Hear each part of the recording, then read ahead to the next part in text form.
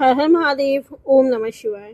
आजकल लोग कहते हैं अगर कोई सच में किसी को चाहता हो तो उसके लिए सब कुछ छोड़ सकता है, लेकिन छोड़ने और निभाने में बहुत फर्क होता है। यही फर्क अब पूरी सृष्टि देखने वाली थी। राजमहल छोड़ने के बाद सती सीधे हिमालय पहुंची। चारों ओर बर्फ से ढके पर्वत, घने वन और गहरी नीरवता थी। वहीं उन्होंने एक शिला को अपना आसन बनाया और महादेव का ध्यान आरंभ कर दिया। पहले उन्होंने फल ग्रहण किए, फिर केवल पत्तों पर रहने लगी। उसके बाद पत्ते भी त्याग दिए। अब उनके जीवन केवल वायु और महादेव के नाम पर टिका था। ऋतुएं बदलती रहीं, ग्रीष्म आया, तपती धूप उनके शरीर को झुलसाती रही। वर्षा आई, तेज हवाएं और मूसलाधार बारिश उन्हें डिगा न सकी। शीत ऋतु आई, बर्फ की चादर उनके चारों ओर जम गई, लेकिन सती का ध्यान नहीं टूटा।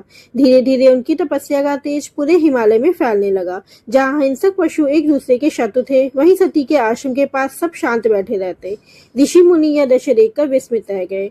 देवताओं तक यह समाचार पहुंचा। इंद्र ने भी उस तपस्या का प्रभाव अनुभव किया। उधर कैलाश पर समाधि में लीन महादेव ने अपनी आंखें खोली। उन्होंने सती की तपस्या देखी, उनका अटल विश्वास देखा, उनका समर्पण देखा, लेकिन महादेव तुरंत उनके सामने प्रकट नहीं हुए, क्योंकि तपस्या की सबसे बड़ी कसौटी समय नहीं, विश्वास होता है।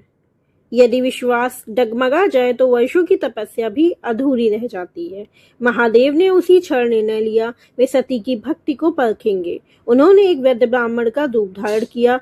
सफेद दाढ़ी, हाथ में कमंडल, धीमी धीमी चाल और होठों पर एक ऐसा प्रश्न जो किसी भी भक्त का विश्वास हिला सकता था। कुछ ही क्षणों बाद वह वृद्ध ब्राह्मण सती के सामने खड़ा था, लेकिन उसके पहले ही शब्द महादेव के विरुद्ध थे। क्या सती अपने आराध्य की निंदा सुनकर मौन रहेंगी, या पूरी सृष्टि को बता देंगी कि सच्ची भक्ति कैसी होती है? यहीं से प्रारंभ होगी शिव महापुराण भाग 8। हर हर महादेव। श्री शिवाय नमस्तुभ्यम।